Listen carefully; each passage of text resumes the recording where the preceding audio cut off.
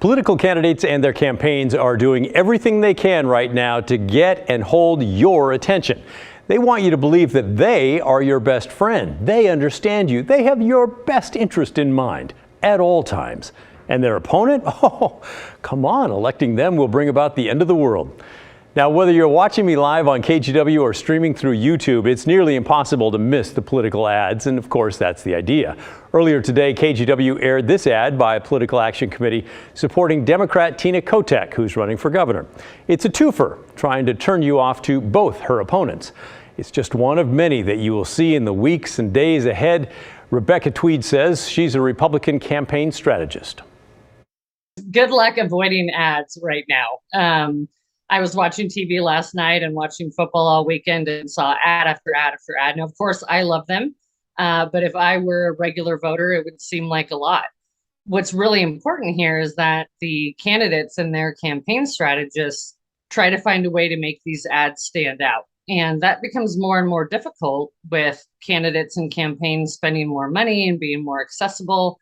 I'll be really interested to see the direction some of these advertisements go. You know, do they get more and more negative? Do they get more kitschy? How do they really draw themselves apart? Well, we do know that answer in a couple of the campaigns. They're getting nasty. Which brings me to an email from viewer Marina, who asks, are there any studies that show whether these negative political advertisements really work? The more vicious the ad, the more I'm inclined to vote for the other candidate. Well, it's an excellent question, Marina, and the answer is yes. Here's a report I found from the University of California in 2019. They cite a professor named Allison Ledgerwood at UC Davis. She studies psychology. She found the framing of an idea or issue, that is the way that it's presented, determines whether you will remember it. Presenting something in a negative frame is more sticky than a positive frame. Our brains just seem to be hardwired to remember negative information. Political operatives know that and sometimes come up with catchy negative phrases to drive their message. This report reminds us there have been many examples through the years. For example, the negative name for President Richard Nixon, remember that one?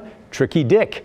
And there are many more examples. Remember death panels? That was the negative term for part of the Affordable Care Act. And President Trump had a long list of names that he loved to use, negative phrases like Crooked Hillary or Lion Ted or fake news. The point is, Marina, even as we work to resist those negative ads, it's hard to get them out of our brain. And that is why the campaigns use them. It's also why you've seen ads from Jamie McLeod Skinner with negative words written on a whiteboard about her opponent, Lori Chavez Demir. She's counting on you remembering those negative words. She wants you to focus so much on it, she never even mentions what specific seat in Congress she's running for or which party she belongs to. By the way, she's a Democrat. She's running for Oregon's 5th congressional district. Which brings up another question from you. Garrett wrote in to ask, why aren't political ads stating their party? Are they ashamed of their party or expecting voter stupidity? Great question, Garrett, and the answer to both is no. Here's Republican strategist Rebecca Tweed again. Well, when folks get their ballot, you know, they're not reading it position by position as much as they're reading it by name recognition.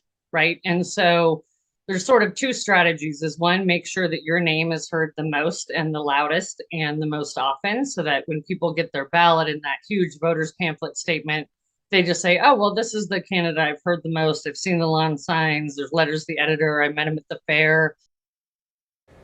So there you are. Some candidates want you to remember their name, not so much the party or anything else. And negative ads are used because they work. Whether you like to remember them, whether you want to remember them or not, they're in your brain.